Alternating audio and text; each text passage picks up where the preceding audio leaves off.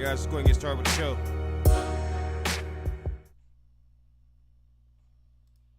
All right. So, the Electoral College has met today.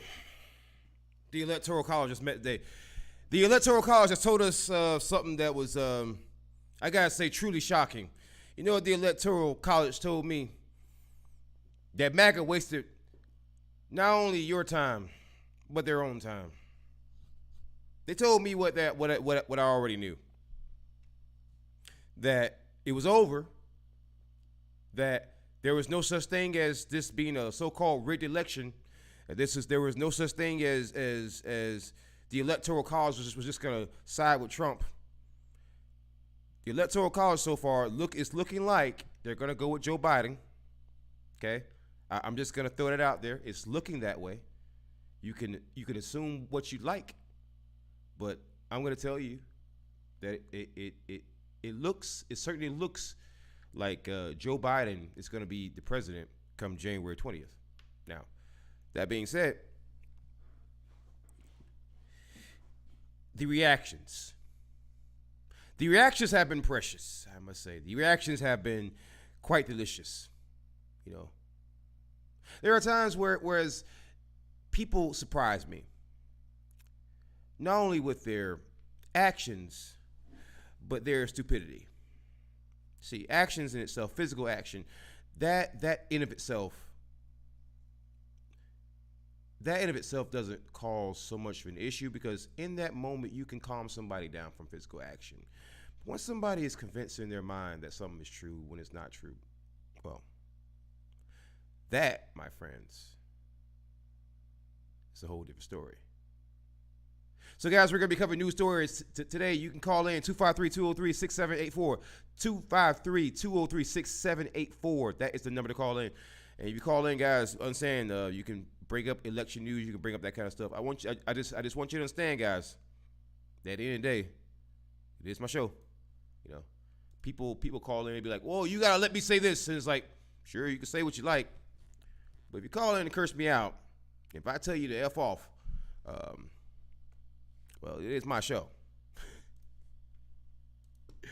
I guarantee most call-in shows, you call in, you tell the host to F off, or you talk too much smack to the host, and you're going to get much of the same response. I'm not sure why is it that people come to me and think that it's going to be somehow different.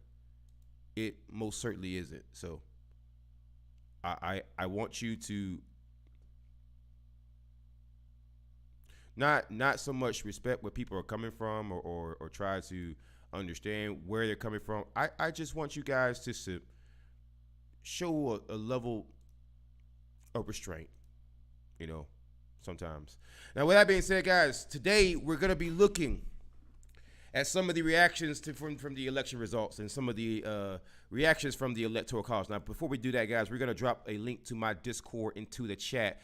That way, if you guys want to come and chat with me, you can do that. If you don't have a phone and you want to just come and chat with me via Discord, I can bring up desktop audio and you can still chat with me, guys. It doesn't necessarily have to be that you have to call me on the phone. It can also be through the computer. It's pretty nice. I believe that that's something nice to add. Now, I realize that that's going to be abused, that you're going to have trolls, you're going to do trollish things.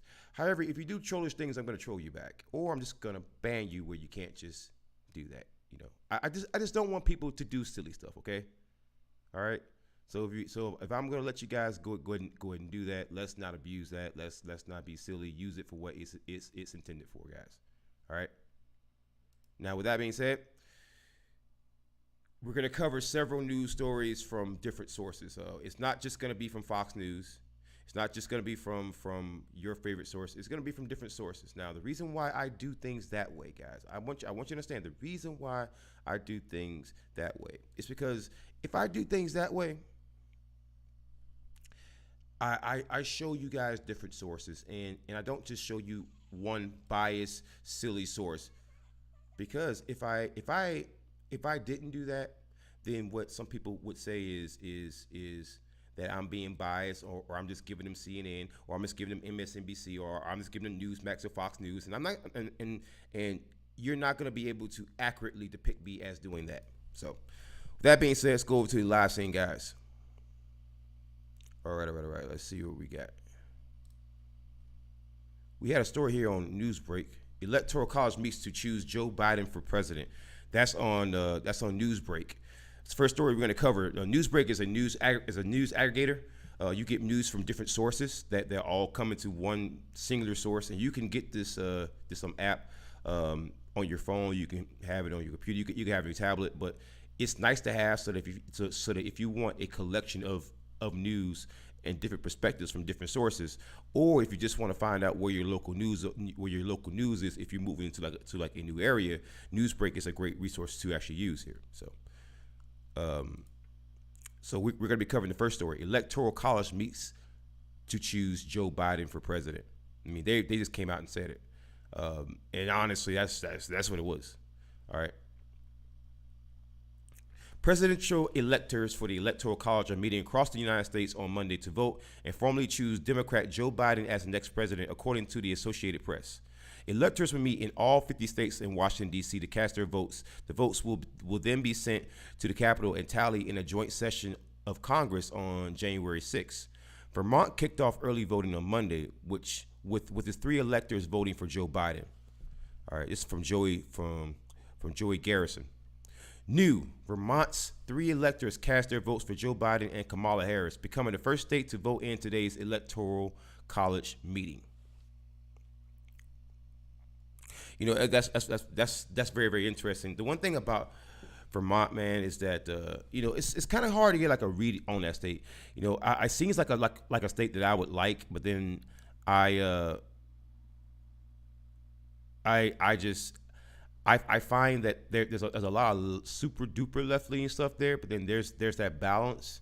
You know, if you are from Vermont, let me know about that place. Like, let me know like what's the climate there, like socially, politically, even like weather. I heard that it gets very, very cold. How cold though? All right. Anyways, let's move on. This is another story that I'm going to cover from Newsbreak about Alex Jones. That one's going to be spicy, all right? Anyways, guys, hit the like button, hit the share button, guys. Make sure you share the content. Let people know that I run this podcast every day. All right, so the Electoral College vote, typically a state checkpoint in the presidential transition, has taken on greater significance in 2020 amid President Donald Trump's challenges to the results of the 2020 presidential election, according to the AP.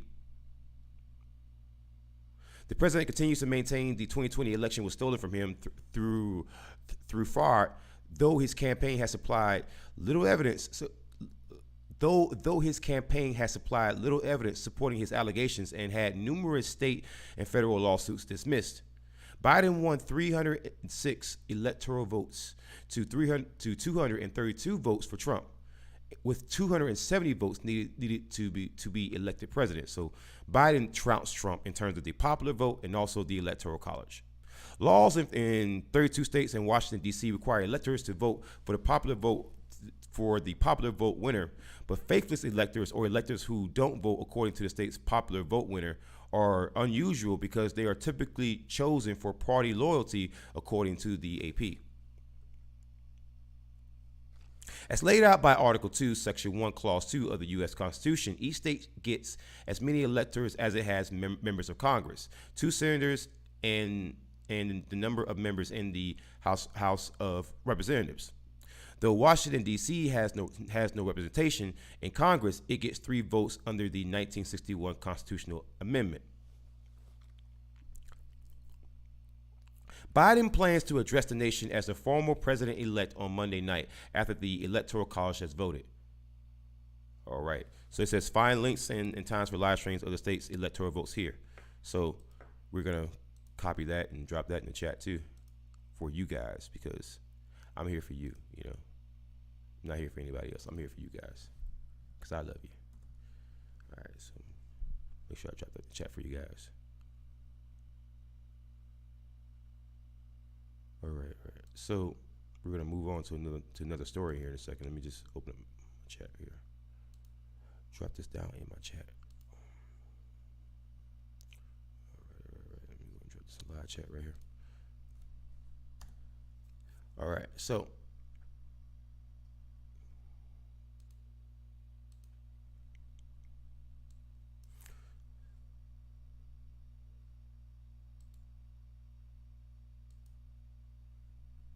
all right. So now let's go back here. We're gonna go look at another news story. So I dropped that in the chat link here. So let's go over here to Newsmax, because everybody on the right says Newsmax, Newsmax, Newsmax. All right. So I don't like these kind of lies right here, because I've already read the story, but I think I will cover it. Don't worry.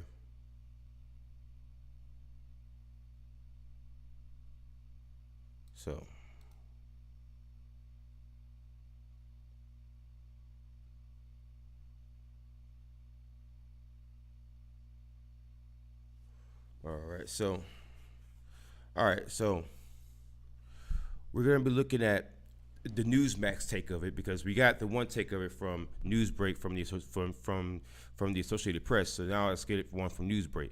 Biden captures electoral votes from all states Trump contested. Now you see how they try to spin this? They spun that a whole lot differently than what many other people in the media did, which is kind of weird. The way that they spun it. Like the way that you would say it is Trump won, that Biden won the states that Trump lost. That would be more accurate.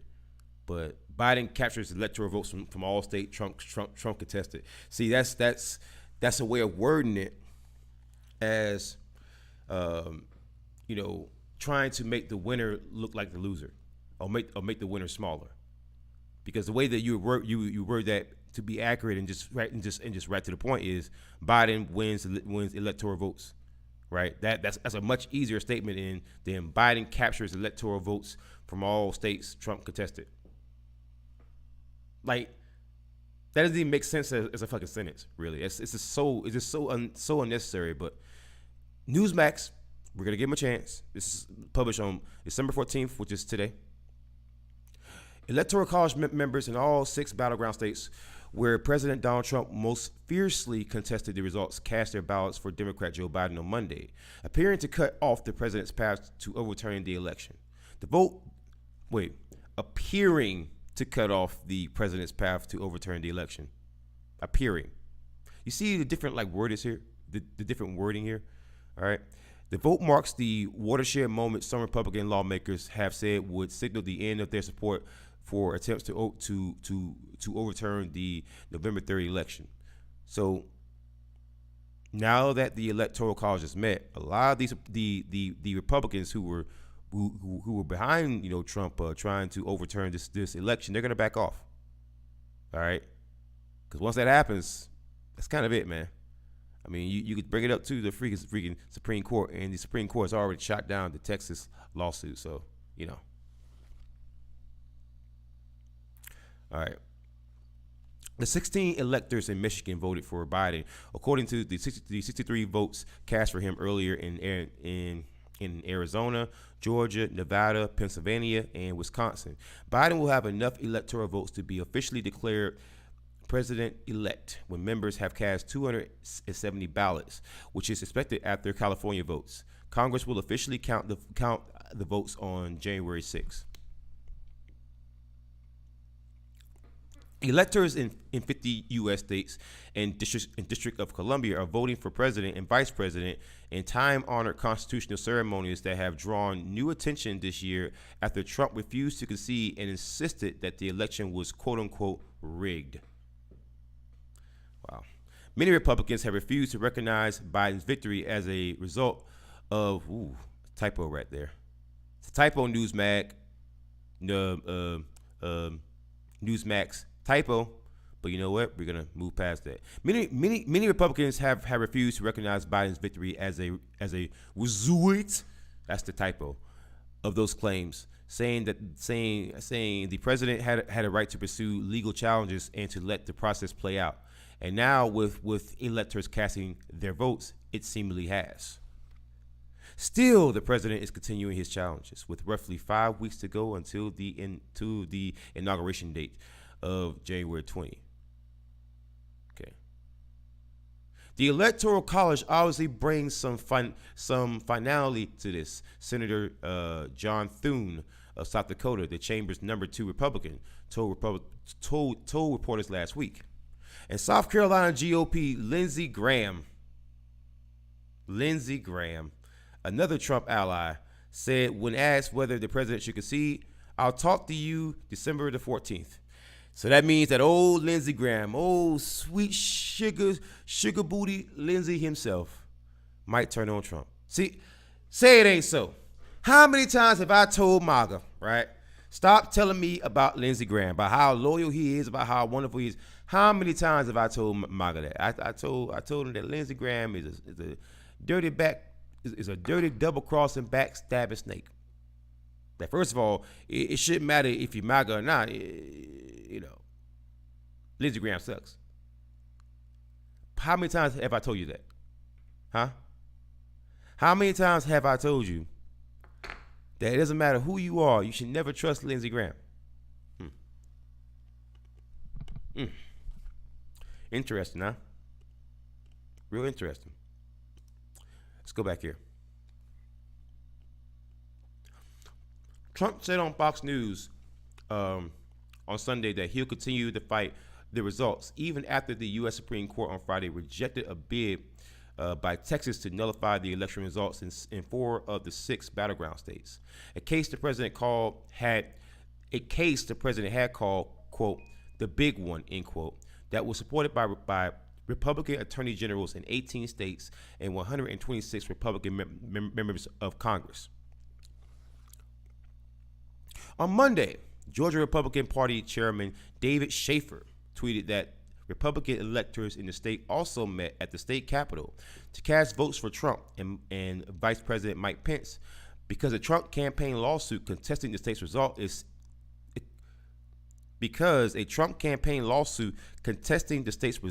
still pending. Former U.S. Rep. Lou Barletta of Pennsylvania said the Trump electors in the Commonwealth also held, quote, conditional, end quote, votes in case a court were to overturn the results. The idea is to send a rival slate of electors for Congress to consider.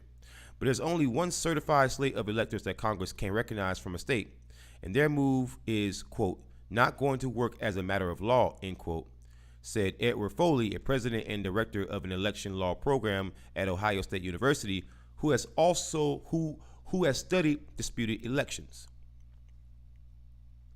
Biden plans to deliver remarks at 8 p.m., quote, on the Electoral College vote certification and the strength and resilience of our democracy, end quote, his transition team announced. The president's campaign and his allies filed dozens of lawsuits seeking to invalidate Biden's victory in the battleground states, and almost all were rejected for lack of evidence of fraud. No. See. Notice how Newsmax, notice how they word that, rejected for lack of evidence of fraud. No, rejected for lack of evidence. That's what you mean. Rejected for lack of evidence. You had no fucking evidence.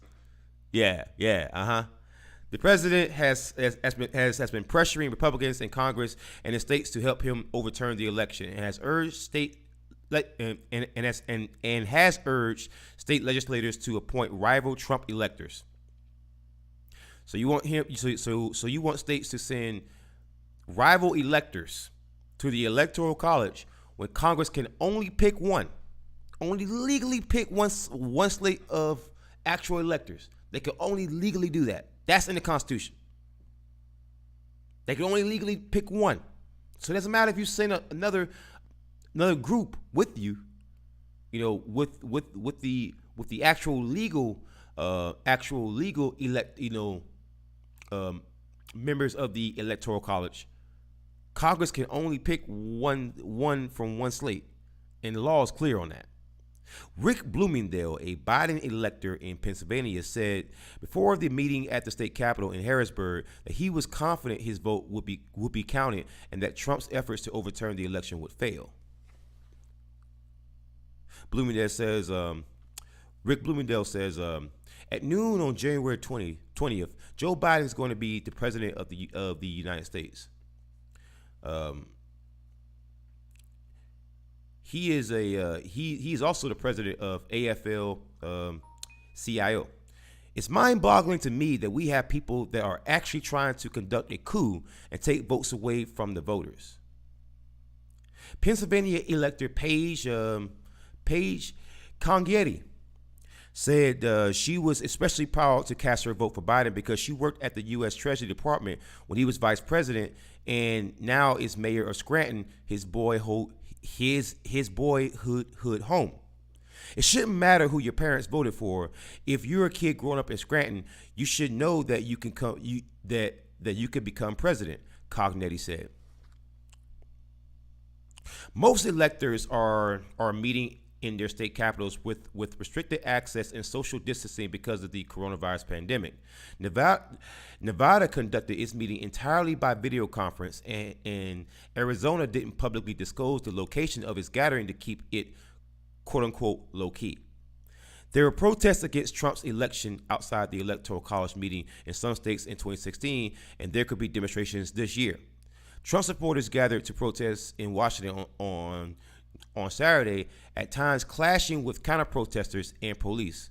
Police were to escort the state's electors from a parking garage to the Michigan State Capitol in Lansing, said Elector Chris Cracchiolo, chairman of the Grand Traverse Democratic Party and vice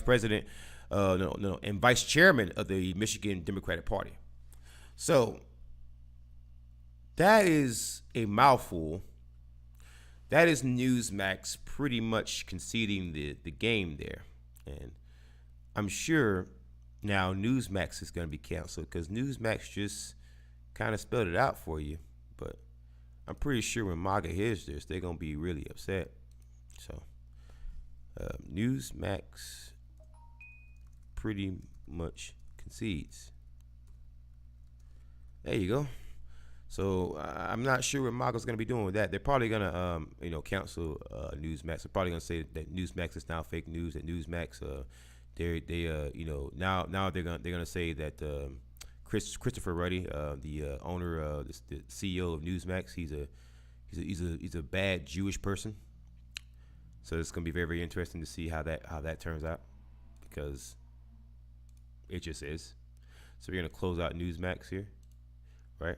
Now we're going to go over to Fox News, okay? No, actually, we're going to go over to a left-wing source. We're going to go over to MSNBC. MSNBC, because MSNBC, man, they've been giving us some great stuff, man. So the Michigan Electoral College has been closed due to credible threats of violence. So that is interesting. So what we're going to do is we're going to play that in a second. But I kind of figured something was going to go down in Michigan, because the fact that really when it comes to violence in particular in Michigan, it's just people have been going crazy. So we're going to go ahead and show that scene real quick. I'm going to go ahead and turn on the desktop audio. So give me a second. Let me go ahead and get it started up.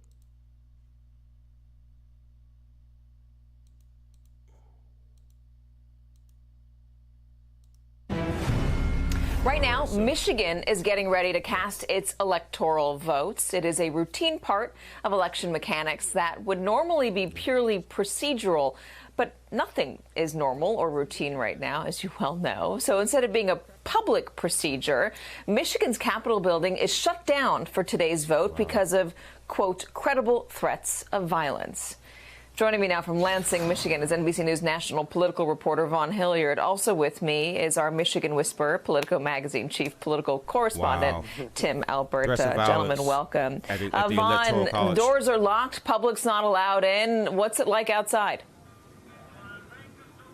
Exactly. Governor Whitmer is speaking right now here before those 16 electors will cast their deciding votes for Joe Biden and for Kamala Harris. But it's important to note the Republican-led legislature closed down the House and the Senate, this Capitol building last night after what they said were credible threats of violence. There was one state legislator here who this morning appeared on a radio program and suggested that there would be a Hail Mary type action in order to essentially stop this electoral college meeting from taking place. And, you know, over the last 4 years, I think it's important to note that we've often said these are not normal times. But from your time on the road, Katie, Tim's time on the road talking to voters, it's increasingly clear that this is normal. You know, that you have state legislators talking openly about potential violence here.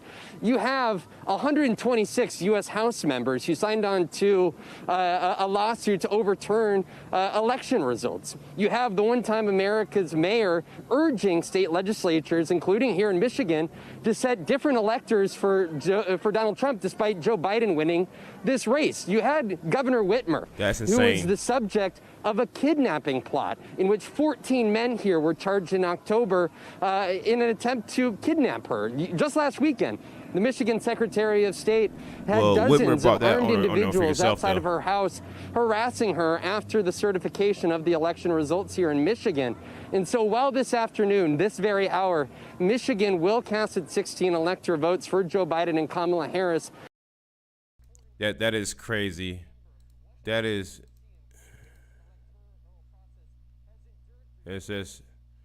just pretty insane. So apparently Michigan, where the electoral college like meets up to try to like go ahead and pass a go ahead and vote. Apparently they can't do that because there's been threats of violence. Apparently they had to shut that down. Pretty sure the FBI is involved with that one, though. I'm pretty sure that someone out there is gonna say, "Oh no, no, no, no, no, no, no, no, no." They're lying.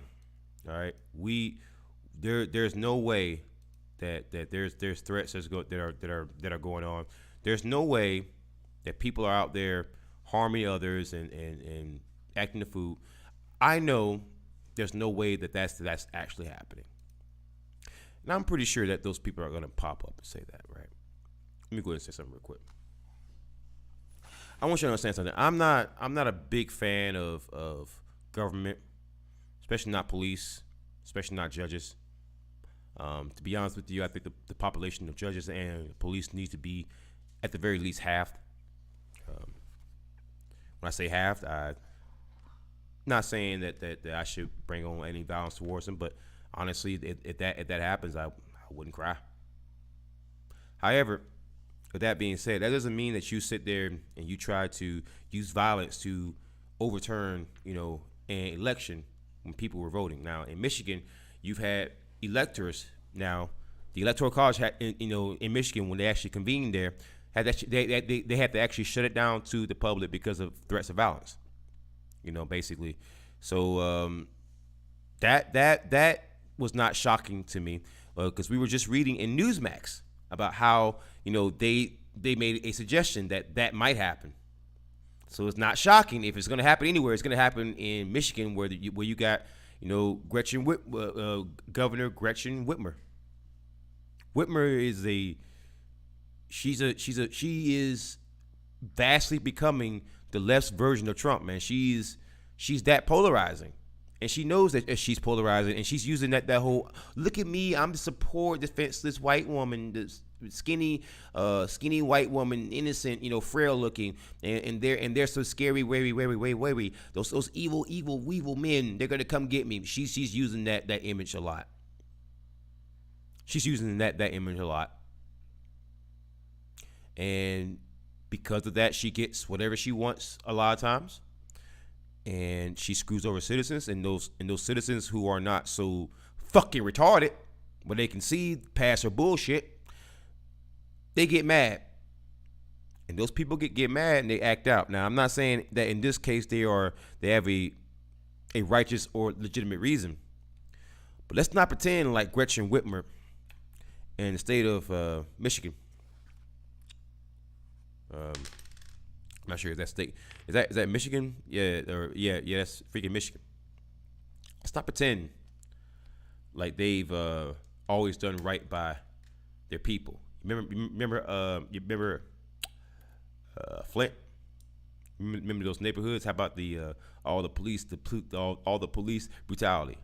The way that Gretchen Whitmer tried to disarm the people. Huh? Just saying though.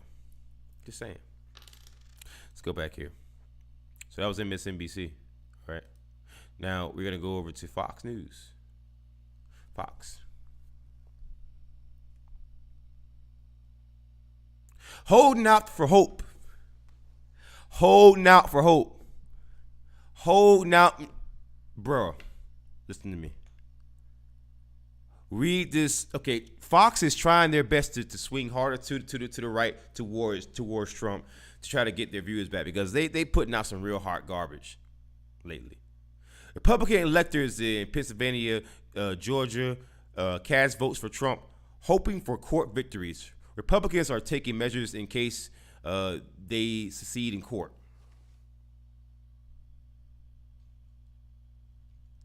That is just too precious. That is just too precious. I've seen a lot of silly stuff. A lot of funny stuff. But holding out for hope. That's funny. We're holding out for hope for a freaking miracle. Let's go over to the last thing. I'm just going to show you guys real quick.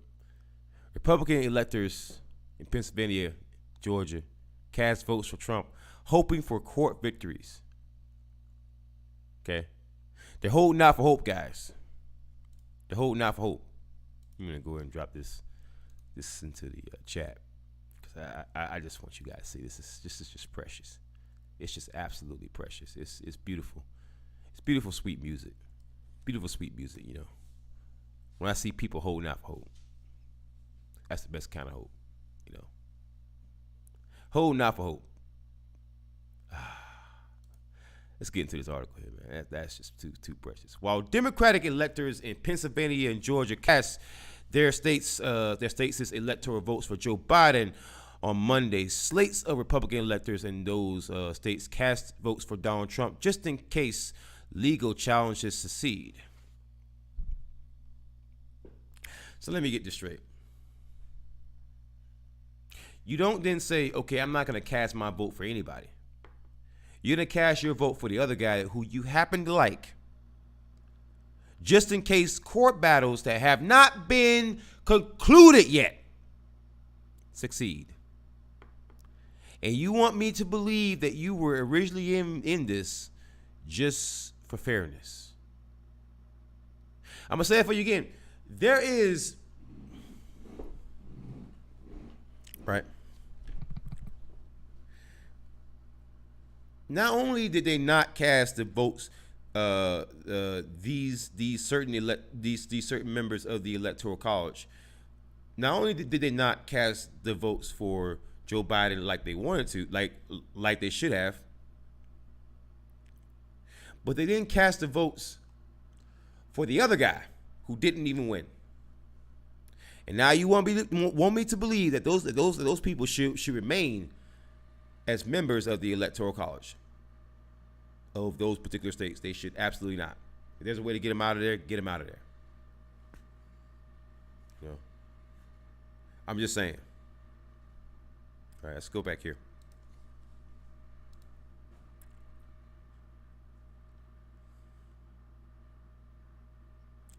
All right.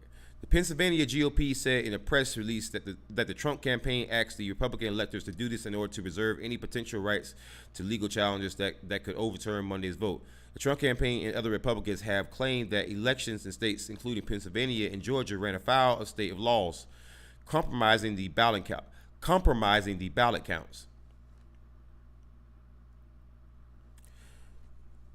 We took this procedural vote to preserve any legal claims that may be presented going forward, Trump campaign Pennsylvania Chair Bernie Comfort said in a statement. This was in no way an effort to usurp or contest the will of the Pennsylvania voters. Well, it most certainly is. That when you tell other people to vote for the other guy, it most certainly is. All right. The Pennsylvania Republican Party said they drew inspiration from the 1960 election during which Democrats challenged President Richard Nixon's victory in Hawaii. Democratic electors submitted a conditional vote for John F. Kennedy. After a recount, Kennedy was declared the winner of the state. At roughly the same time, Republican senators in Georgia also cast votes for Trump, while Democrats cast the state's official electoral votes for Biden. All right, so that was another one for Fox News, guys. We are going to take a 30-minute break, guys. We're going to come right back with more Pitchfork podcast, guys. Make sure you call in. Number to call in is going to be 253-203-6784. We're going to go back to the live scene to see my sexy chocolate face before we go into the break. Guys, with that being said, guys, I want you to call in. Let me know how your day's going, and I'll tell you about how my day's going. Because my day's been going absolutely horrible. It's been going horrific, and I just want people to know that just because you see me on camera all the time, it does not mean that I'm just that I'm always happy. Everybody has their things, their demons that they in particular fight, But me personally, and I spoke with somebody earlier who I consider to be a closer than usual friend, especially because I haven't known him for a very, very long time. That the roughest part about doing what I do in terms of journalism, in terms of writing stories for people and all that stuff, the roughest part about that is that it doesn't really give me time to really take time to myself. And I enjoy doing what I do, and I like helping people, but it is taxing. You try to change things, especially it's the most taxing when you put in a lot of effort and nothing happens. That's when it's the most taxing. When you take a story and you put your heart and your soul into it, and you're hoping that it can motivate some change, but it doesn't, and it breaks your heart. The worst ones is when people have came to me, not so much me going to them or me just seeking out a story that I just heard about or I was presented about. It was when those people, when those stories affect their own lives and they come to me. That's when it's the hardest. When I can't help those people. Anyways, guys, I'm gonna be showing a video while I'll be going away. Don't go anywhere. I'll be back in 30 minutes with more Pitchfork podcast. Call in. Let me know that you called in. And if I miss your call, I'll call you back. 30 minutes. Be right back.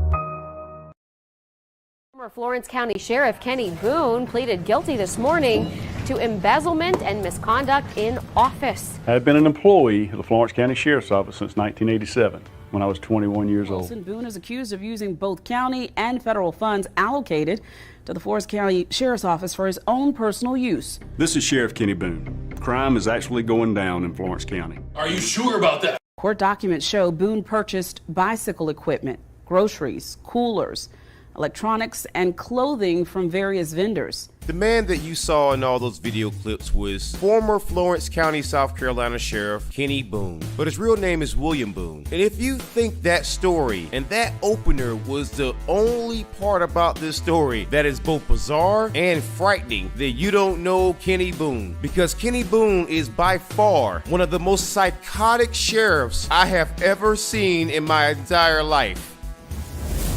William Boone was a law enforcement officer for more than 3 decades, and throughout his stint as a law enforcement officer, there were people coming forward saying that this man was corrupt and a thief. And when he became sheriff of Florence County in South Carolina, there were citizens accusing his deputies of harassing them and trying to extort money.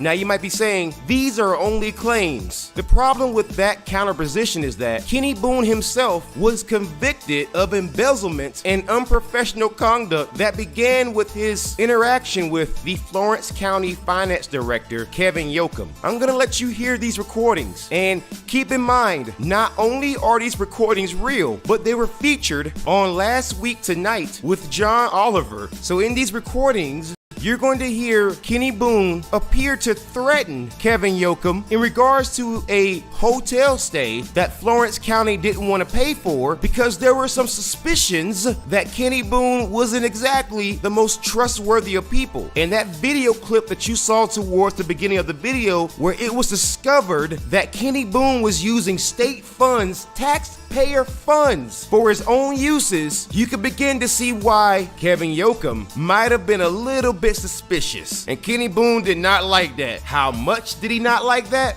Well, hear it for yourself. Kevin, this is Kenny Boone. You call me back immediately. If I don't get a call back, I'm going to send a deputy around your house, or wherever you're going to find your ass. Call me now. Kevin, Kenny Boone again. I don't know what your deal is, but your nose business barn's been going with me for years, and now all of a sudden you want to question things that I do. You little nerdy, intelligent bastard. I tell you what, you call me back, because I'm going to be, hell's coming with me. If I was in Florence, I would meet you personally. But I'm telling you, IT, listen, you ain't seen hell yet, because I'm coming back, and I'm going to take IT away from all y'all and do whatever I need to do. I'm telling you, payback's going to be hell. I promise you. Thank you. Well, that happened. The question that you might be asking is, did Kevin Yoakum actually go to the authorities? And the answer to that question is, of course he did. But that's precisely the problem, and let me show you what I mean by that. Now, Kevin Yoakum went to the South Carolina Attorney General's office, and even to this very day, the sitting Attorney General for South Carolina was Alan Wilson, who is the son or stepson of U.S. Congressman Joe Wilson, or the same guy who shouted out to Obama, "You lie." Yeah, that guy. So he reached out to the Attorney General's office and he presented these recordings. And keep in mind that Kenny Boone would go on to plead guilty to stealing money from taxpayers, and then he would go on to be arrested for domestic violence and all kinds of other silly stuff. So this was the South Carolina Attorney General's opportunity to stop a clearly psychotic sheriff before he became a problem. Because mind you, again, this was before the embezzlement, the domestic violence, the other charges. This was the South Carolina Attorney General's office's first opportunity to intervene and put a stop to this man. Do you know what they said? Well, they said something that you may find hard to believe. Robert Kittle is the communications director of the South Carolina Attorney General's office, and he confirmed that the office actually received the recordings and the complaints, but the Deputy Attorney General, Heather Weiss, gave a recommendation to not charge Boone, which is odd because not only are these recordings clearly threats that are actionable and credible, but it is very, very interesting that Kenny Boone is known to do political commercials for certain politicians, and the Attorney General's position is an elected position, meaning people vote on it. And don't you find it a little bit interesting that Kenny Boone endorsed Alan Wilson for Attorney General? Now, Alan Wilson, of course, claimed that there was no direct involvement in the decision to not prosecute or even charge Kenny Boone, but some might say that maybe he had some incentives to not charge Kenny Boone. And so Robert Kittle, who is the communications director, this piece of work, he said that while the voicemails were unprofessional and rude, it would be difficult to prove in court that a crime was committed. Now, you might be thinking, how is this not a threat? Because if I were to call any law enforcement officer and leave that voicemail, I'm pretty sure a judge would find a way to convict me. But for some reason, when you put on a badge in South Carolina or you're a government employee, the law simply does not apply to you. Because there's no way you look at Kenny Boone's behavior and tell me this is not the behavior of someone who is used to getting away with things, because the things that he did, he didn't even try to hide. died. He left that voicemail, and he knew that voicemail is a voicemail system, meaning that it records. He was a sheriff. He's not dumb. He had to have known that. So why would he leave not one but 2 voicemails as if nothing would happen to him? And guess what? What do you know? Nothing happened to him. Robert Kittle, who is the communications director of the Attorney General's office, is clearly not that intelligent, because if you listen to those recordings, those are clearly threats. And any reasonable judge would convict Kenny Boone for threatening people. But at the same time, I'm actually gonna give Robert Kittle a little bit of a pass here, because I actually talked with him on the phone several times. And while I do find him to be a very, very untrustworthy person, there is one thing that he said that does make sense. He said, quote, Mr. McNeil, and that's my name, Dion McNeil, you yourself have written article after article after article about how bad the judges are in South Carolina. Why do you suddenly expect these judges, these same judges who you say aren't worth a grain of salt, to fix things? And so when I actually brought up the fact that several people across the country have told me that South Carolina is the Chicago of the South in terms of corruption, he responded with, well, maybe that's because of all the sheriffs and police chiefs that we keep putting behind bars. Do you understand how insane it is that I, as a card-carrying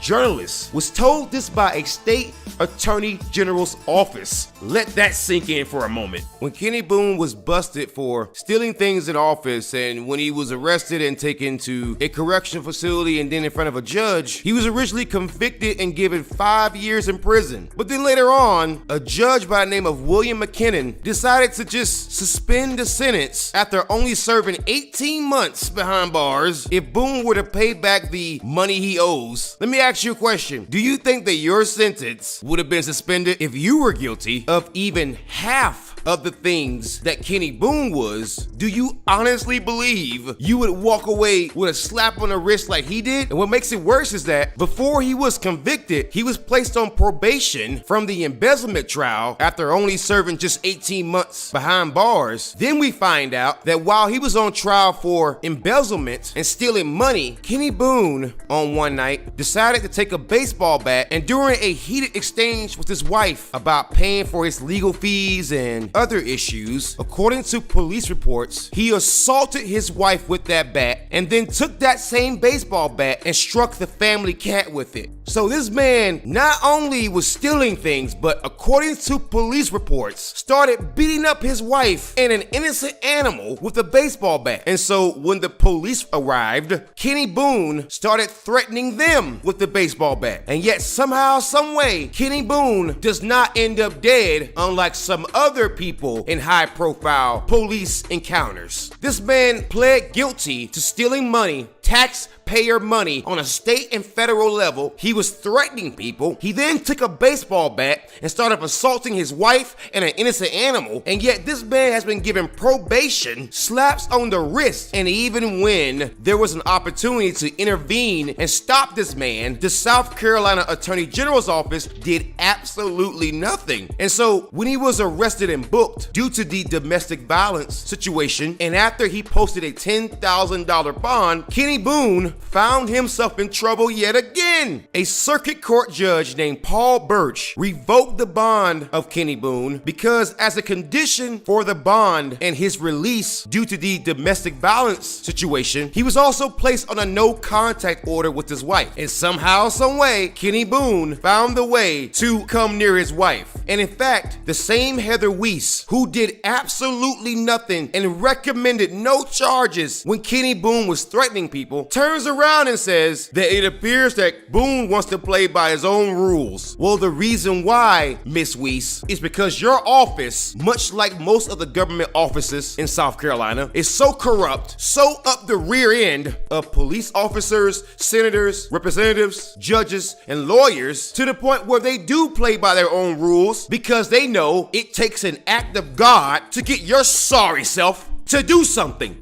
Now, I do understand that given my reputation of always questioning cops and lawyers, judges, and people like Heather Weiss and her sad excuse for a boss, Attorney General Alan Wilson, but this story was less about police corruption and more about pointing out the fact that the reason why there is so much police corruption is because citizens cannot trust the checks and balances that are supposed to keep the cops honest. U.S. states have their respective attorney general's offices that are supposed to keep public servants like police officers, sheriffs, and police chiefs honest for the sake of public trust. Because, much like judges, if people don't trust your cops, then you might as well not have a society. This story demonstrates why I have repeatedly criticized police officers, because if you came from the state that I came from, what the hell would you say? And to Kevin Yoakum, if you're watching this video, I want to say thank you for trying to fight government corruption, and I see that you've moved on to bigger and better things, and honestly, man, I don't blame you. Get the hell out of South Carolina government, because as you've seen, and as your story that got thrust into the national spotlight showed, that state is hopelessly corrupt. But what do I know? I'm just the devil in the details.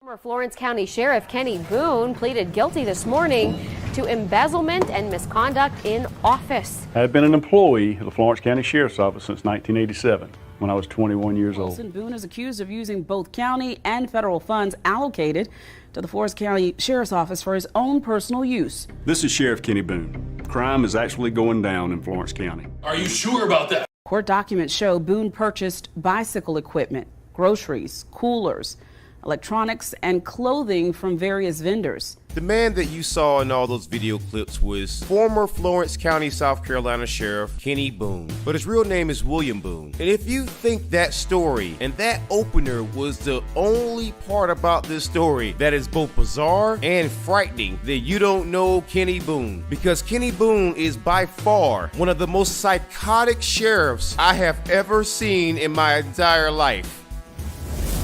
William Boone was a law enforcement officer for more than 3 decades, and throughout his stint as a law enforcement officer, there were people coming forward saying that this man was corrupt and a thief. And when he became sheriff of Florence County in South Carolina, there were citizens accusing his deputies of harassing them and trying to extort money.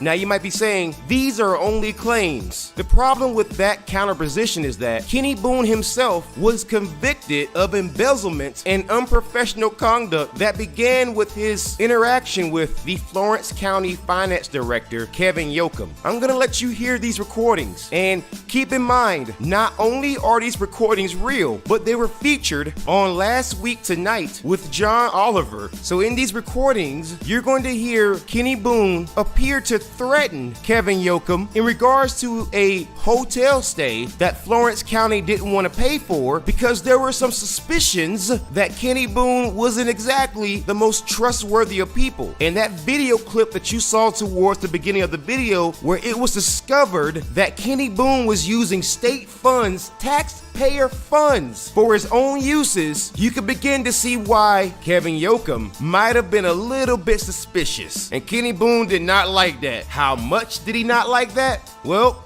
hear it for yourself. Kevin, this is Kenny Boone. You call me back immediately. If I don't get a call back, I'm going to send a deputy around your house, or wherever you're going to find your ass. Call me now. Kevin, Kenny Boone again.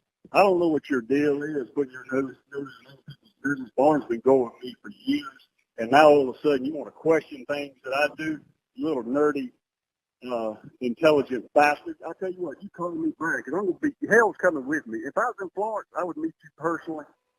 But I'm telling you, IT, listen, you ain't seen hell yet, because I'm coming back, and I'm going to take IT away from all y'all and do whatever I need to do.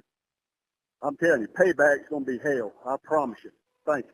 Well, that happened. The question that you might be asking is, did Kevin Yoakum actually go to the authorities? And the answer to that question is, of course he did. But that's precisely the problem, and let me show you what I mean by that. Now, Kevin Yoakum went to the South Carolina Attorney General's office, and even to this very day, the sitting Attorney General for South Carolina was Alan Wilson, who is the son or stepson of U.S. Congressman Joe Wilson, or the same guy who shouted out to Obama, "You lie." Yeah, that guy. So he reached out to the Attorney General's office and he presented these recordings. And keep in mind that Kenny Boone would go on to plead guilty to stealing money from taxpayers, and then he would go on to be arrested for domestic violence and all kinds of other silly stuff. So this was the South Carolina Attorney General's opportunity to stop a clearly psychotic sheriff before he became a problem. Because mind you, again, this was before the embezzlement, the domestic violence, the other charges. This was the South Carolina Attorney General's office first opportunity to intervene and put a stop to this man. Do you know what they said? Well, they said something that you may find hard to believe. Robert Kittle is the communications director of the South Carolina Attorney General's office, and he confirmed that the office actually received the recordings and the complaints, but the Deputy Attorney General, Heather Weiss, gave a recommendation to not charge Boone, which is odd because not only are these recordings clearly threats that are actionable and credible, but it is very, very interesting that Kenny Boone is known to do political commercials for certain politicians, and the Attorney General's position is an elected position, meaning people vote on it. And don't you find it a little bit interesting that Kenny Boone endorsed Alan Wilson for Attorney General? Now, Alan Wilson, of course, claimed that there was no direct involvement in the decision to not prosecute or even charge Kenny Boone, but some might say that maybe he had some incentives to not charge Kenny Boone. And so Robert Kittle, who is the communications director, this piece of work, he said that while the voicemails were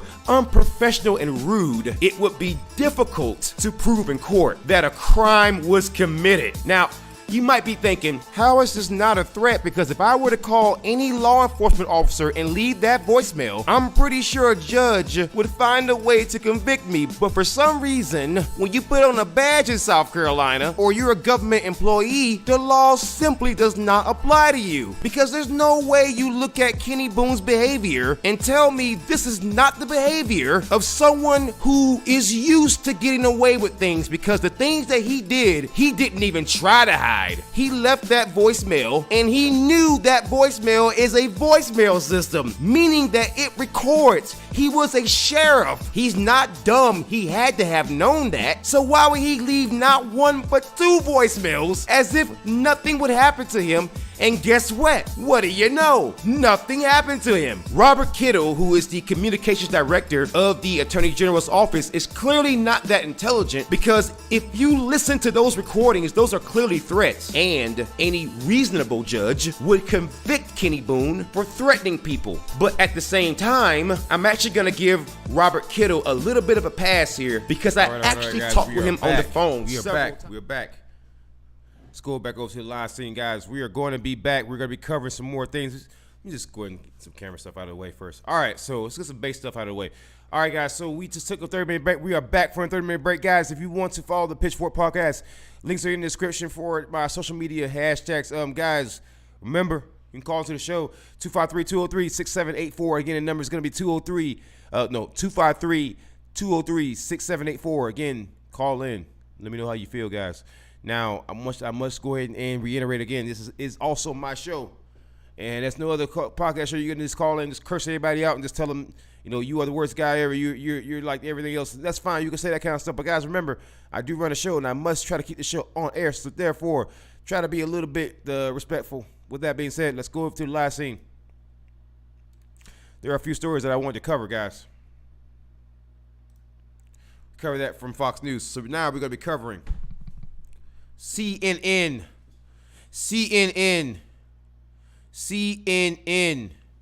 All right. So,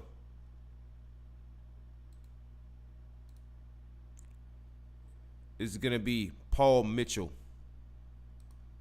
CNN story about Paul Mitchell. Congressman cites Trump's efforts to overturn election in announcing decision to quit GOP. All right, so Paul Mitchell is going to quit the GOP. because of Trump's efforts to overturn the election. All right. So, this is by Jake Tapper. In an exclusive interview, and by the way, guys, I've already covered 2 stories from Newsmax. I've already covered Fox News. So I don't want to hear about, don't cover CNN. Don't tell me to do that. I'm going to tell you to fuck off. That's what I'm going to tell you. You don't get to tell me how I run my show. I've already done Newsmax twice. I've already done Fox News once. Therefore, I'm going to go over to the left, deal with it. Okay? In an exclusive interview, Representative Paul Mitchell, a Republican of Michigan, told CNN that his disgust and disappointment with President Donald Trump's efforts to overturn the results of the election have led him to request that the clerk of the House change his party affiliation to "quote-unquote" independent, and to notify GOP leaders in a letter that he is withdrawing his quote engagement and association with the Republican Party at both the national and state level, end quote. He said that this party has to stand up for democracy first, for our Constitution first, and not political considerations. I think he's right personally, but that's just me personally. Not to protect the candidate, not simply for raw political power. And that's what I feel is going on, and I've had enough, he said.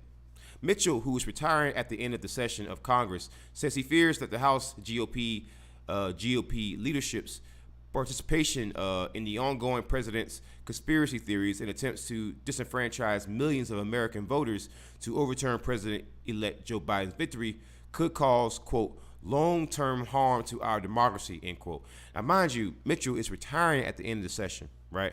Meaning he's just going away. So his retirement, his bravery could be linked to the fact that, you know, he's retiring, you know. But that's just me. You know, that could also be a big part of it, or that could be it. I would say that it's a mixture, that he's retiring, but also at the same time this is just also how he honestly feels. It is, quote, unacceptable for political candidates to treat our election system as though we are a third world nation and incite distrust of something so basic as the sanctity of our vote, end quote, Mitchell wrote in his letter, which was sent Monday.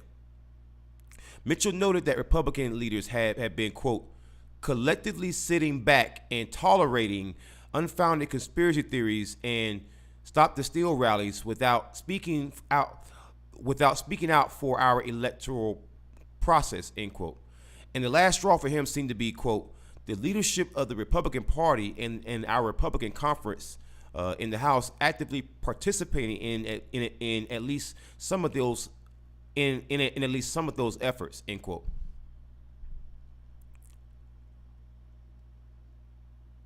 He echoed that message later Monday, saying on CNN that, quote, anybody that gets in politics has to be willing to accept winning and losing with some level of grace or maturity.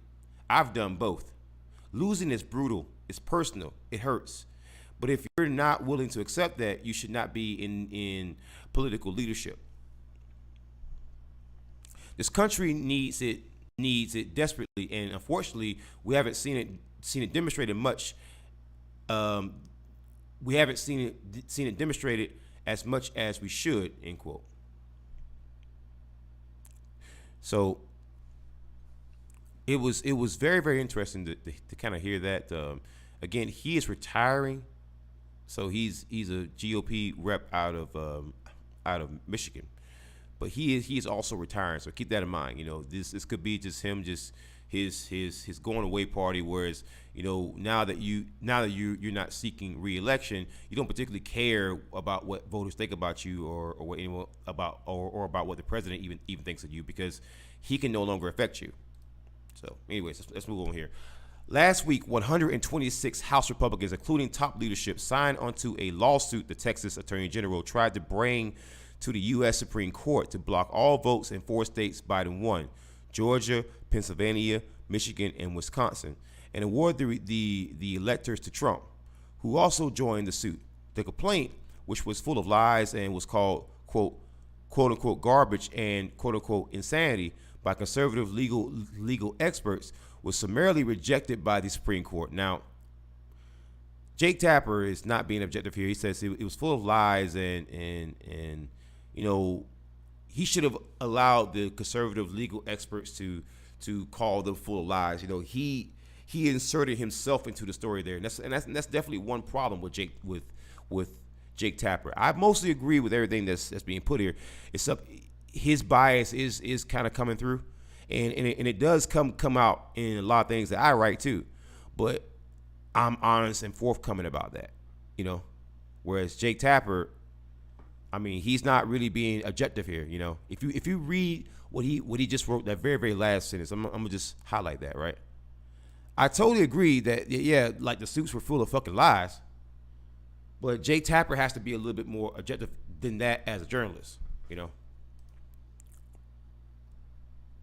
Despite so many of his colleagues throwing in with those undemocratic efforts, Mitchell has been outspoken in criticizing the various evidence-free GOP attacks on the election and standing up for voters and facts. See, again, is this listed as an opinion piece? Because if it's not listed as an opinion piece, it really should, right? Because this sounds like an opinion piece. It doesn't sound like something like that's like just like objective where you just go into like experts and like talking to them, right? It sounds like more like an opinion piece. I'm gonna read that one little line again. Despite so many of his colleagues throwing in with those undemocratic efforts, Mitchell has been outspoken in criticizing the various evidence-free GOP attacks on the election and standing up for voters and facts. Standing up for voters and facts. I mean, that last part, I totally agree with that. I totally think that that's the case, but you're not supposed to say that, you know. Oh my God, Mitchell tweeted last month, at real Donald Trump, please, for the sake of our nation, please drop these arguments without evidence or factual basis. Hashtag stop the stupid. That was pretty good. That was pretty good. I just, wow. That was pretty good. Okay, so following Trump's vow to quote unquote keep going in a Fox News interview that aired Sunday morning, Mitchell tweeted, "Courts have heard the evidence provided a fraud and found it unsubstantiated numerous times." End quote. Continuing this circus is just so damaging, so unproductive, so narcissistic. What about our country? He said. Electors are meeting Monday to formally cast their ballots for president and vice president, but the outcome of the election has been known for weeks. Biden won 306 electoral votes to Trump's 232. Biden became the first presidential candidate to win more than 80 million votes, and his popular vote margin exceeds 7 million votes. Wow. So I mean, I want to leave this link to this in the chat here, because I'm not going to go through that entire article. I want you to read it like on your own time, because I want you guys to be able to you know, pick up things and read for yourself. But I just wanted to kind of briefly go over that real quick, because I thought that article was pretty interesting. I picked that one because I wanted to show you how, like, I agree with everything Jake Tapper had to say, but Jake Tapper clearly, you know, was a little bit biased in what he was saying and what he was doing. So I want to drop that I'm down in chat if the chat's gonna open up for me. All right. Come on. Yeah. All right, so that's in the chat. Now let's go back here and close out CNN. We're going to close out that too. All right, this is gonna be one of the bigger stories. This is one of my news of the weird stories right here. It was gonna be hilarious. All right, so let me type in Alex Jones. Alex Jones is in trouble again, apparently. All right, so here we go. We're gonna go back to news. You're gonna go over to Newsweek. Joe Biden will be removed one way or another, Alex Jones tells pro-Trump march. Written by James Crawley on December the 12th, which was, if I'm not mistaken, on Saturday. Conspiracy theorist and internet personality Alex Jones told a crowd of pro-Trump pro-Trump protesters in Washington, D.C. on Saturday that the president-elect Joe Biden, quote, will be removed one way or another, end quote, while addressing the protesters from a stage. That is insane. In a clip shared on Twitter, the InfoWars owner spoke to protesters at the second million MAGA march, where supporters of President Donald Trump fought against the results of the election, which showed that he lost to Joe Biden. Now, the Million MAGA march and saying stuff like, say his name, Donald Trump, no Trump, no peace, that's pissing me off and making me not like MAGA even more. Stop taking black slogans or stuff that black people have come up with or things that they're using those kind of parades and using those in your stupid fucking slogans. Okay? It's insulting. We don't like it. It turns us off. You're not going to convince me to freaking like it. Stop it. Cut it out. All right, so let me close that. So let's go down here. Jones, who has shared a number of unproven conspiracy theories in his online show and podcast, seemingly referenced the far-right QAnon conspiracy, which alleges that Trump is secretly fighting against a cult. Close this. These pages aren't responsive. That is secretly fighting against a cult of democratic satanic pedophiles. The QAnon has been widely dismissed and disproven. Jones also seemingly suggested that Biden is actually an undead entity. Okay, this is getting crazier. Quote, we will never back down to the satanic pedophile globalist New World Order and their Walking Dead reanimated corpse, Joe Biden. These little pop-up ads, man, they got to do something about this, man. This is awful. Quote, we will never back down to the satanic pedophile, the satanic pedophile, globalist New World Order, and their Walking Dead reanimated corpse, Joe Biden, and we will never recognize him, he said. What the hell does that even mean, Alex? Jones continued, alleging that Trump had no connections to Russia, but implied that Biden did. Quote, President Trump has zero connection to Russians, no proof. 4 years of investigation with the Bidens is open and shut, he shouted. Let's go down here. This is seemingly a reference to conspiracy theories and allegations that Biden's son Hunter was involved in international corruption. Hunter Biden is currently being investigated for his business dealings by the Justice Department, as the Biden transition team revealed on Wednesday. Yeah, I do think that Hunter Biden has some dealings in some other countries. I'm not sure that it's Russia, but I do think that's the case. I also think Trump has some dealings with other countries. I don't know if it's Russia, but I'm pretty sure that he does, because you don't become a billionaire, without doing that to some kind of extent. But anyways. Jones also accused Biden of being a quote-unquote globalist before saying he'll be removed. While not explicitly violent, Jones' speech is certainly suggestive of violent action being taken against the president-elect. As previously reported, there have been numerous videos that have surfaced of violent altercations between people identified as Proud Boys and counter-protesters. You mean Antifa, typically, right? Lincoln Project Florida steering committee member David Weissman noted that Jones's remarks could be considered anti-Semitic and suggested that he should be arrested for inciting violence. Some people responded to Weissman by suggesting that people tip off the FBI about Jones and his comments. Others shared similar thoughts on Twitter, some tagging the FBI's and Secret Service's accounts, asking for Jones to be investigated for inciting violence and to be charged with treason. Other videos have surfaced of Jones sharing conspiracies about quote-unquote world government and the election being quote-unquote stolen from Trump. Quote, World government is here, and the system is publicly stealing this election from the biggest landslide and biggest political realignment since 1776, end quote, he said. And there's more. Videos earlier in the day showed Jones participating in the march with groups with groups of supporters surrounding him. Some protesters around Jones chanted 1776.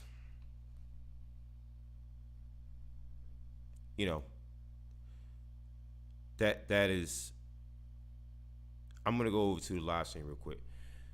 You remember when I was talking about the march, the first million MAGA march, and I posted a video, and I remember I posted that video, and people said, "What are you talking about, man? Well, how could you say that particular march was kind of silly?" And when I was saying things like, I heard people shouting, 1776 has commenced. I remember there was 3 people in the comment section who called me a liar. And yet now you have Alex Jones saying the exact same thing with members of the Proud Boys around him saying the exact same thing. And at a million MAGA march, the second one. My question is, where are those people, right? Where are those people now that we know that I wasn't lying? I even showed it in like the very, very last video. Where are those people now? Where are those people now? Why is it, right? Why is it that whenever I'm proven to be correct, no one comes back and says, you know what, I was wrong. But the first time that I make a single mistake in a video, I'll sit there and spend weeks, hours, months making a video, putting my heart and soul into it. So it's perfectly reasonable if I make a mistake every now and then. But if I make one mistake, I'm getting jumped on. But the people who question me about this, right, knows how they don't get the exact same scrutiny. Isn't that funny how that works? So I'm gonna drop that link down there into the chat here. I'm gonna go back over to the live stream. I want to get you guys that link so that you guys can have this story. Because again, I want to give you guys. This is also from Newsweek. It's a story about Joe Biden,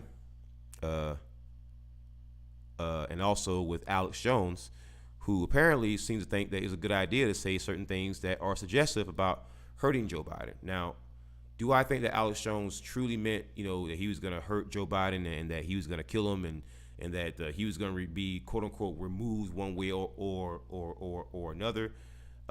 No, I don't necessarily think that, but I do think that Alex Jones understands the implications of what he's saying.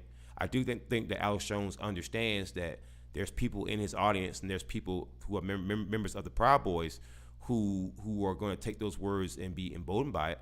I think he does realize that. I don't think that he's been on YouTube and been on all these other platforms, and he doesn't understand that people, there are no internet debates that are settled.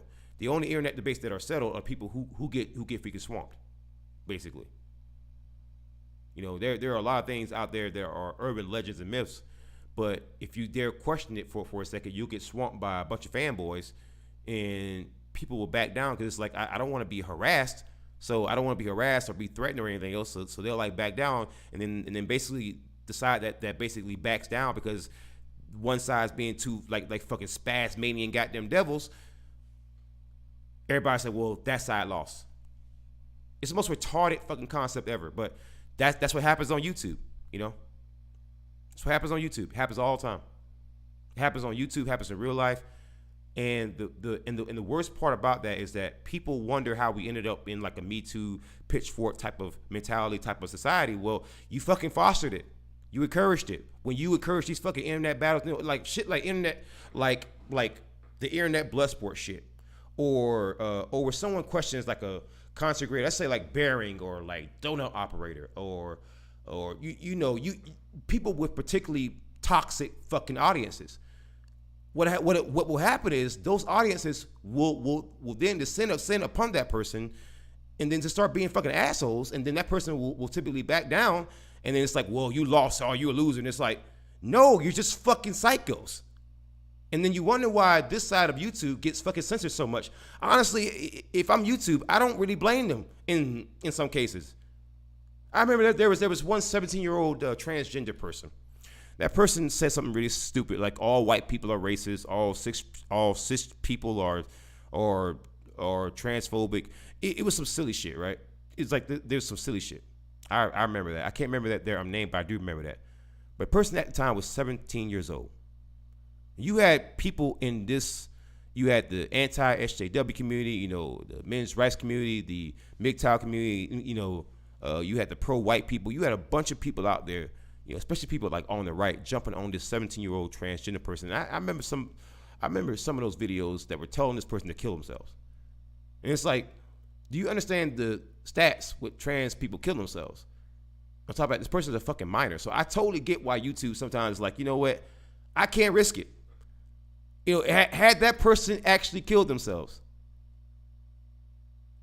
and the content that motivated them to go kill themselves, people were like, well, you can't blame us. Yes, the fuck I can. When you tell a fucking 17-year-old minor to kill themselves, yes, I'm gonna fucking blame you for that. Yes, I will. If they actually do it, yes, I will. And you will be held fucking accountable for it. And YouTube does not want to be held accountable for that shit. So I totally get why they do it now. I totally get it. I get it.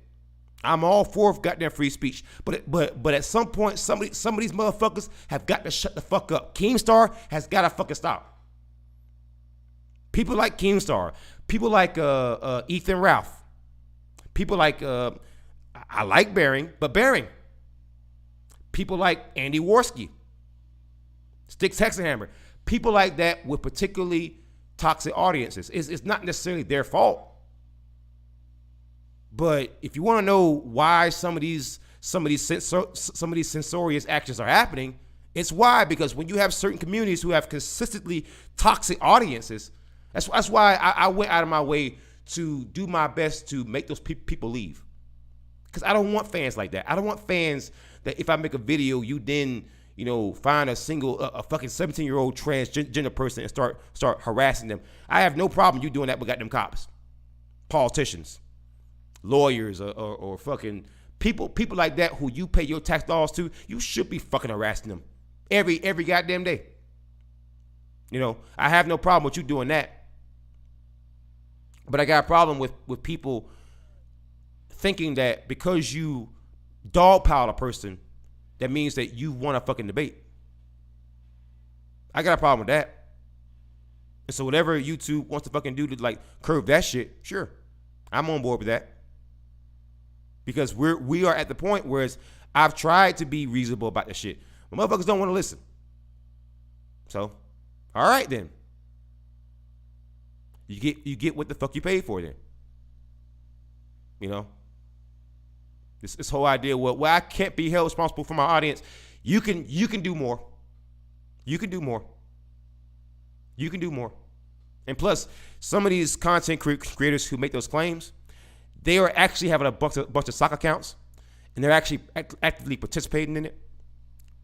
I know, because people like Naked Ape used to fucking do that shit, and I watched them fucking do it. So yeah, I know for a fact that at least some of them actually do that shit, and they feign fucking innocence. We all know that shit. So this idea that the average content creator who has people who just swarm them, they have no idea that it's happening, or that, I can't be held responsible for it when they actively participate in it, when they say certain phrases to get those people to activate.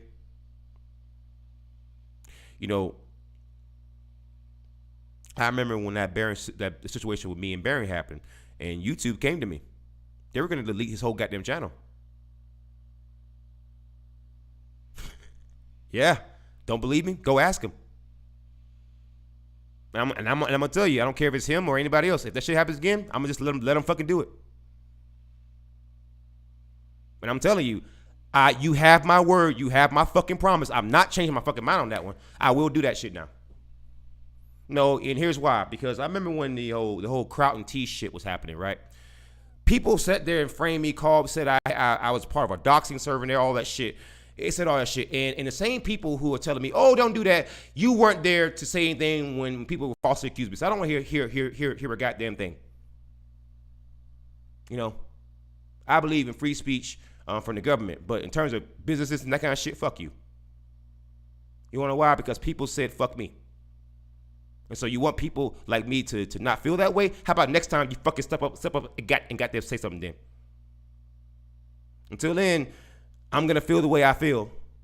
And if anyone's channel gets fucking deleted, I don't care. I don't care anymore. Because you had people in that crowd server who were good people. Right? No. Jay Willie, no. I'm not gonna accept that. I'm never gonna accept that. You're not gonna, come on. Yeah, they could disavow what their followers are doing at least, and if they aren't doing that, no. If your followers are consistently harassing people, are consistently dropping F-bombs, are consistently pushing the race rhythm bullshit, if they're consistent, no, that's a reflection of you, the content creator. You wanna know why? Hey, Jay Willie, how many people have you threatened on my behalf?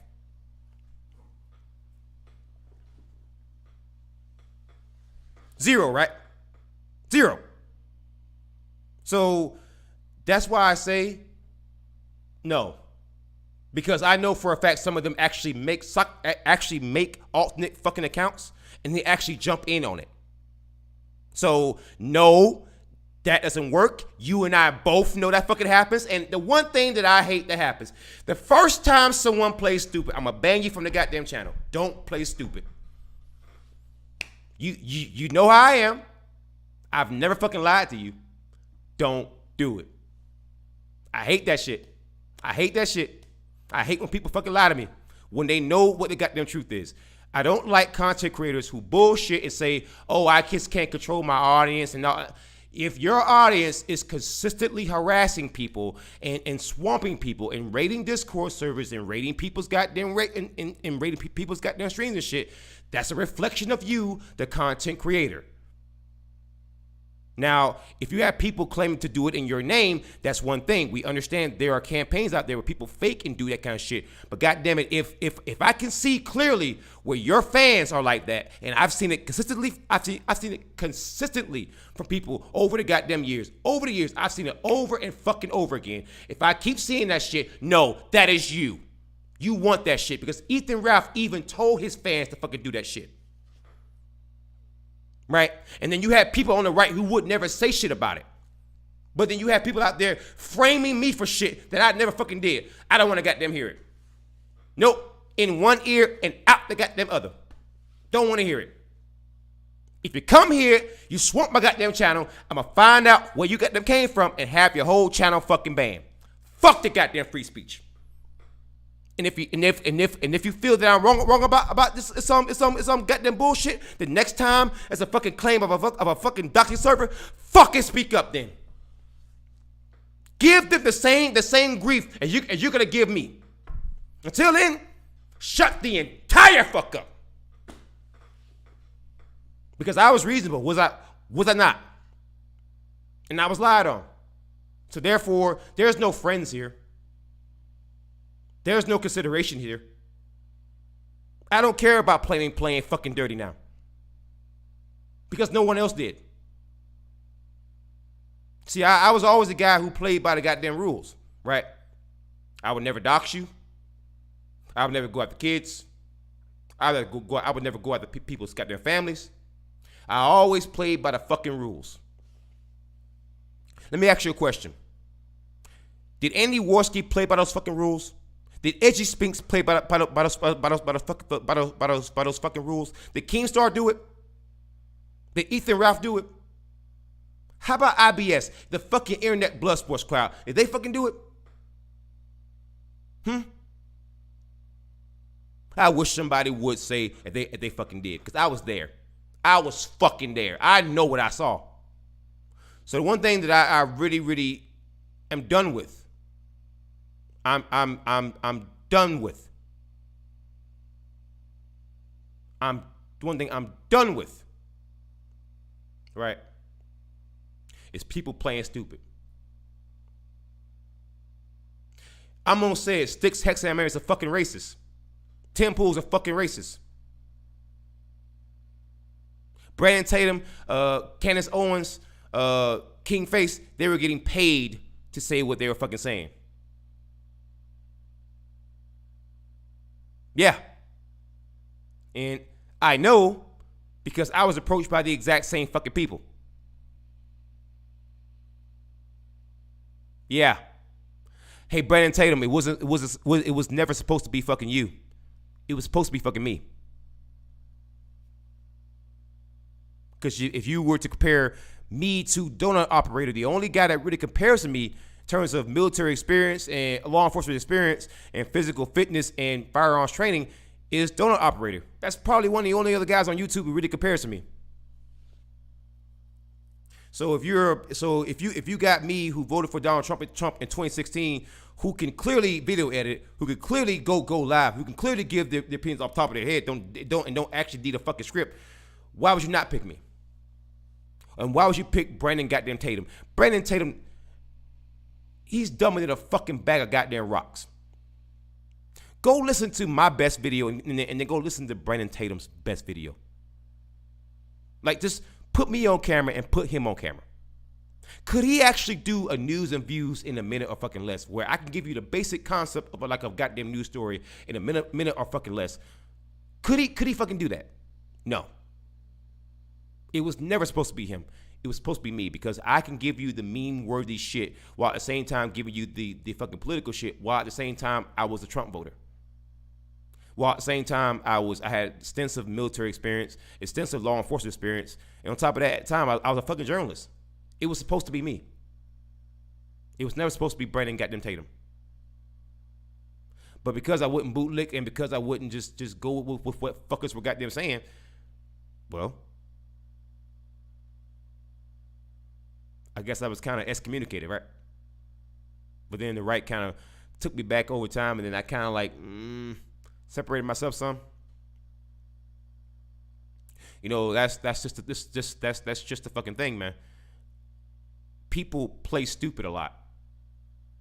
They play real dumb. And I'm done with that shit. You show up here playing dumb. I don't care. Let's say that someone clips out this part of the fucking live stream, right? They go to their favorite content creator. Their content creator is like, oh, I'm going to make a video. And they make a video so all their fans can rush it. I'm gonna block every last one of their fans, the content creator, and then I'm going to go to fucking YouTube and report the whole goddamn channel. Because the last time I talked fucking YouTube about that, they said, next time that fucking happens, let us know. Because given the current environment, me being a black content creator and given the kind of content that I make, are you sure you want to do that now? Yes, I will fucking use it. I don't give a shit how much you don't goddamn like it. Guess what? When y'all start playing fair, I'll play fair. Because I wasn't at one point I was not like this, right? Something happened, right? Something happened. So before anyone fucking lectures me, consider the reason why I'm saying this shit.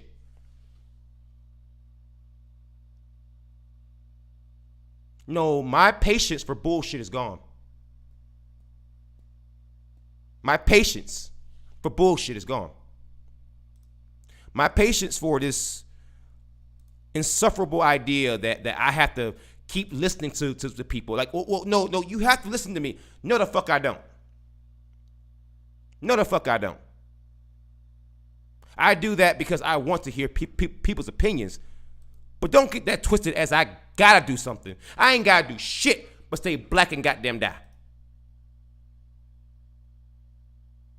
I'm so sick of people telling me what I gotta fucking do. Excuse me, do y'all go to fucking Bering and goddamn Mr. Repsion or Sargon or fucking Akkad or goddamn fucking V-Row or fucking Keemstar and tell them constantly what they gotta goddamn do?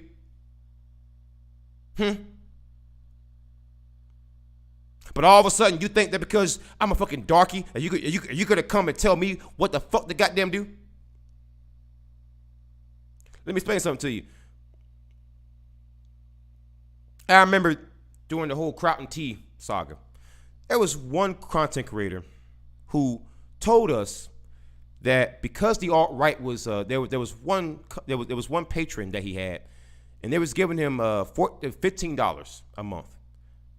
Because they were giving them $15 a month, he felt that he needed to back off.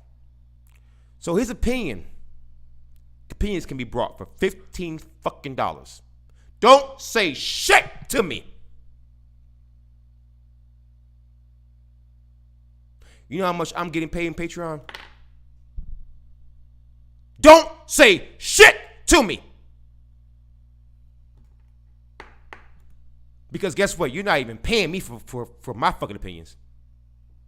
So, definitely, I'm going to say what the fuck I feel. I'm going to say exactly what I feel. And I'm going to do that each and every time, every day I run this podcast. I want you guys to then. I honestly do. I want you to call and curse me out. Or tell me that you love me. Just tell me how you deal with. But I want you to explain the reason why I do the shit that I do.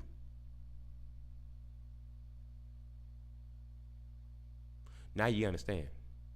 Anyways, guys, we want to take another 30-minute break. We'll come back with more Pitchfork podcast, guys. We're going to get back into news stories, but I want to get off into a nice little tangent, a nice little rant.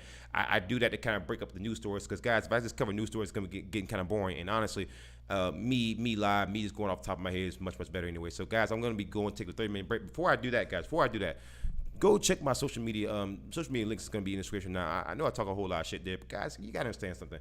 I use a double for an avatar. You know what the fuck you were getting yourself into when you came to this goddamn channel. Now, I don't understand why people are suddenly shocked. Oh my gosh, how could he say such things? I can't believe he would say such things. It's just so awful. And it's like, do you know what channel you decided to come to?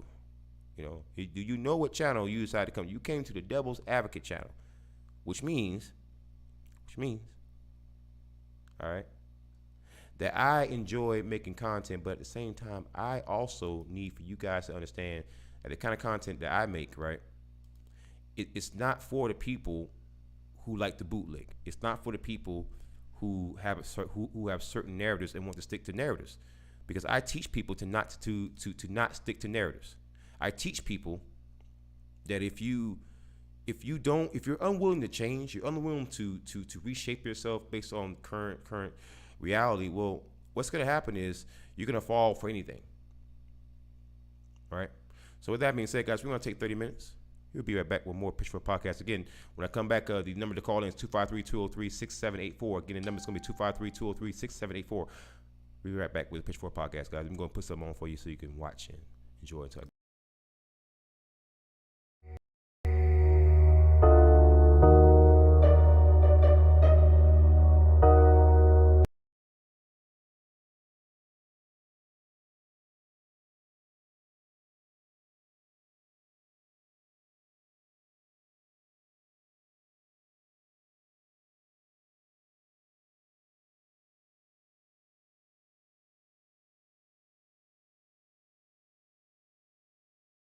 I think America must see that riots do not develop out of thin air. A riot is the language of the unheard.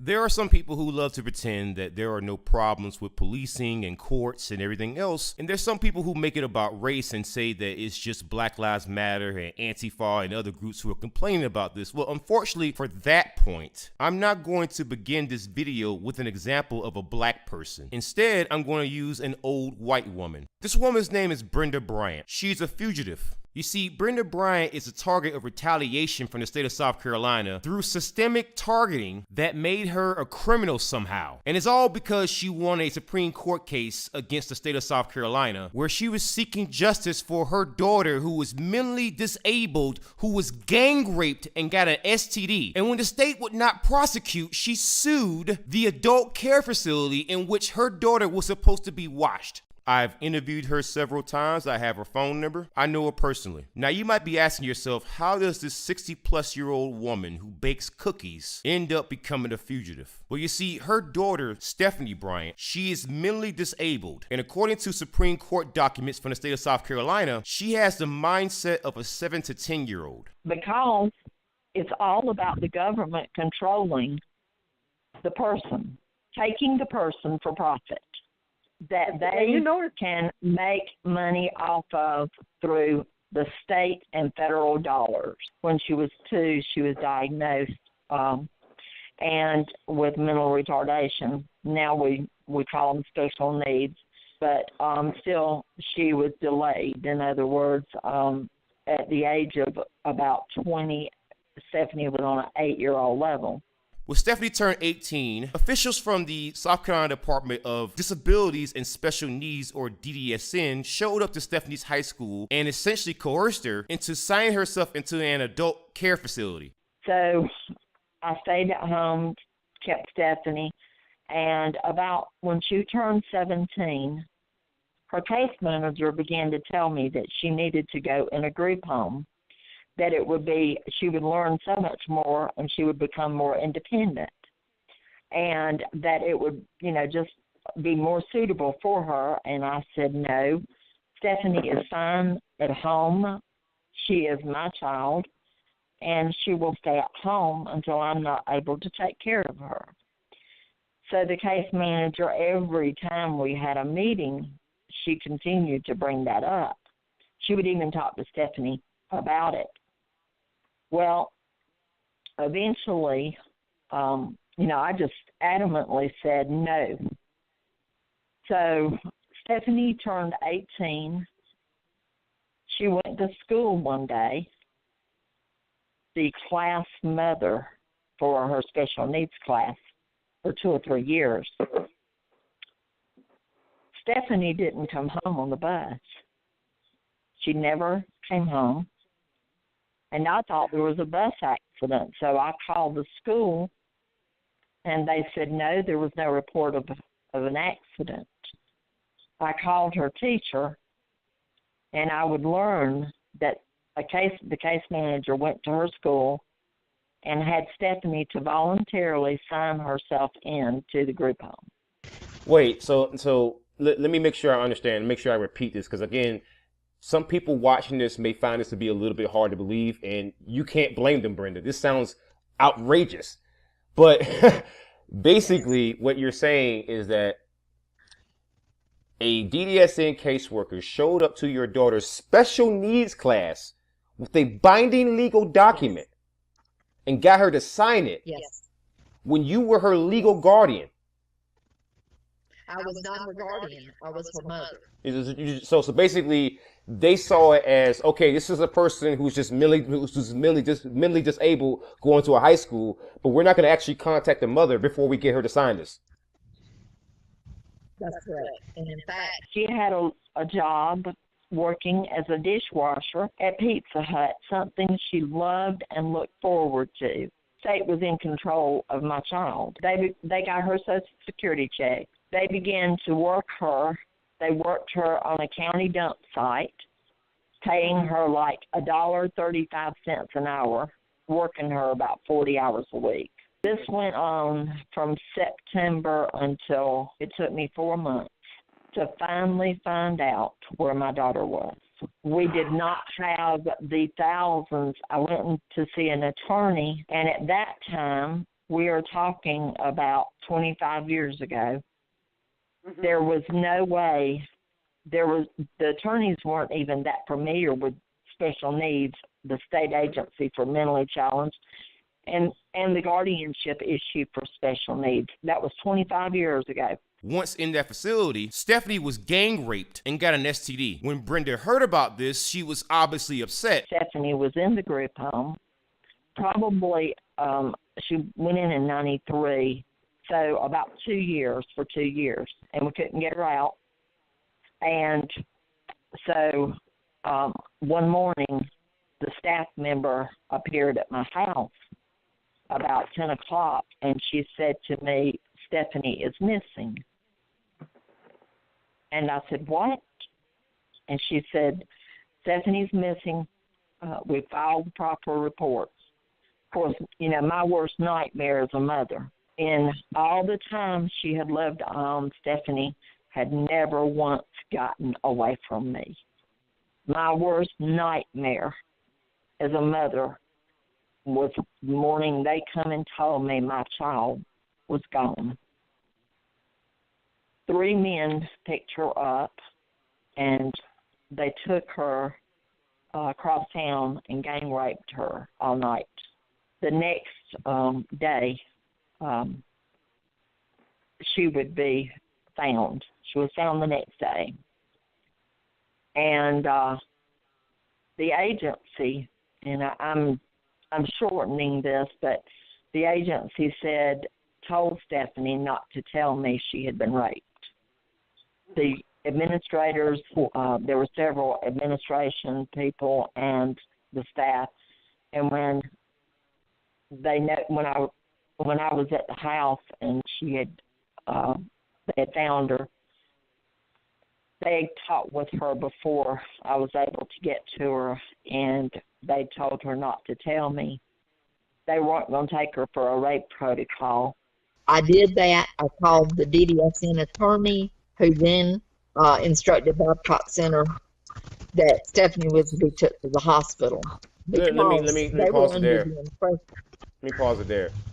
They didn't allow you, the mother of a rape victim, to see the rape victim. Well, we went to the hospital, my husband and I. When we got there, the group home had gone in and informed the hospital that they personally had guardianship of Stephanie, and there was no guardianship. Therefore, that we were not allowed as her parents to see her. That's correct. And there was actually a rape kit done.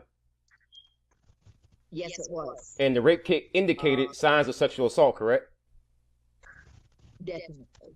Because that's what you presented to the Supreme Court, who agreed that Stephanie was raped. Correct. So she went to the then Richland County, South Carolina solicitor named Barney Geese. This man claimed that Stephanie Bryant, a woman with the mindset of a 7 to 10-year-old, was a, quote, fully competent mentally disabled woman, end quote. I remember that quote, and I remember when I first wrote your story, and I read what Greenville News put out and the Nerve with Rick Bergeret, and I read that quote. That Barney Geese actually said that the reason why Stephanie could not have been raped is because she was, quote, and I'm actually quoting him. He said that she was a fully competent, mentally disabled woman. That's correct. She brought the case before the South Carolina Supreme Court in a case that is named Madison Bryant v. Babcock Center. And the Babcock Center is a place where Stephanie Bryant was supposed to be watched and cared for. The reason why they called it Madison Bryant v. Babcock Center is because the name was changed to acknowledge that Stephanie Bryant was a victim of sexual assault. If you were to read the South Carolina Supreme Court documents, the Babcock Center claimed that they had, quote, no duty of care, end quote, because of a black and white view of either watching Stephanie all the time or none of the time. And that is despite the fact the Babcock Center and DDSN were receiving Stephanie's monthly Social Security benefits, meaning they were getting paid by South Carolina taxpayers, and on their watch, this woman was raped and got an STD. No one told us that Stephanie had an STD, herpes. We finally got guardianship. I filed for guardianship and got her out of Babcock Center. And no one told us that Stephanie had the STD. They sent her back home to us, never telling us. It was not until I got her records from Babcock Center, for the attorney got her records, and we went through them, and it said sexually transmitted disease that Stephanie had gotten as a result of that rape that night. Long story short, Brenda Bryant won the case in the South Carolina Supreme Court. And given what the Babcock Center and DDSN and South Carolina tried to claim, had Brenda Bryant lost that case, do you understand the implications of that? Okay, so what the Supreme Court said is that Stephanie was not competent enough to consent because she had the mindset of a 7 to 10-year-old. But this judge that came before the Supreme Court in a lower court, he claimed that she was mentally competent. He put that in his order. Then you told me that Judge Edward Sylvain he presented a letter from DDSN stating that you should be removed as guardian, and this was during the Supreme Court case. Now, the letter was sent while we were in the Supreme Court. It was sent by the Greenville Disability, where Stephanie was at. It was sent by their attorney. Right. But understand that DDSN and Greenville Disability are connected. DDSN funds the Greenville Disability. Right. And so that letter was sent during the course of the Supreme Court case. And so it was not presented, though, for 5 years. Judge Sylvain did not bring it up, didn't present it. So in other words, what I'm trying to say is this. He didn't care about Stephanie's welfare until there was $120-something thousand going into a trust account. And the next thing you know, the probate judge says, I've got this letter. And he said, I'm concerned. I don't think that you might not have her best interest. I'm going to appoint my own guardian ad litem, which was Teresa Horton. Well, they had not bothered me until I went to set the trust fund up with Stephanie's money. Well, at the end of the year, the bill for the guardian ad litem and the guardians just happened to be, their bill just happened to be almost $115,000. Stephanie would have left Stephanie approximately $5,000 of her $120,000. She found herself in courtroom after courtroom being charged legal fee after legal fee, to the point where the money that she won from the Supreme Court case was all taken away by South Carolina courts through civil fees. And so when Brenda Bryant couldn't afford to pay, a bench warrant was issued. And so begins Brenda Bryant's long journey of injustice, of being persecuted, all because she has a history of going after the South Carolina government and winning. The one thing that was being pushed by the agency at that time, they were asking legislators for respite money, so that parents could have a break.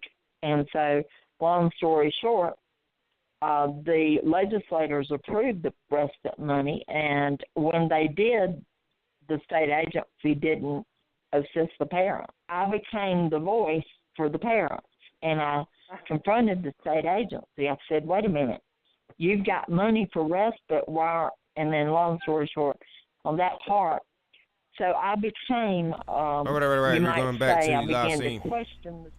Shoot. Had to go grab me a sandwich.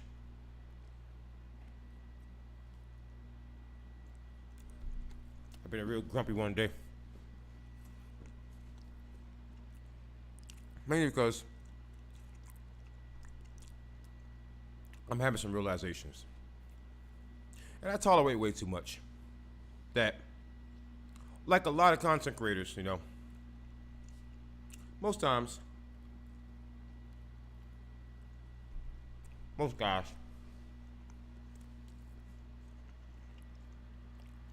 get one video a week, whereas I work every day. The reason being is because I do this not for money. I do this for what it was intended for, which is to be YouTube. Just a second, let me turn something off real quick.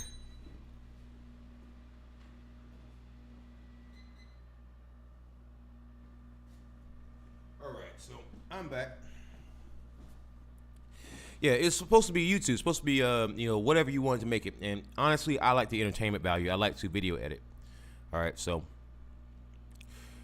with that being said, guys, we're gonna go ahead and end the podcast there. I was very upset earlier, and the one thing I don't like is to be bullshitted anymore. So, guys, I'm gonna go ahead and call that an end. Guys, go ahead and be safe. Remember, call in tomorrow. Horns up. Peace out.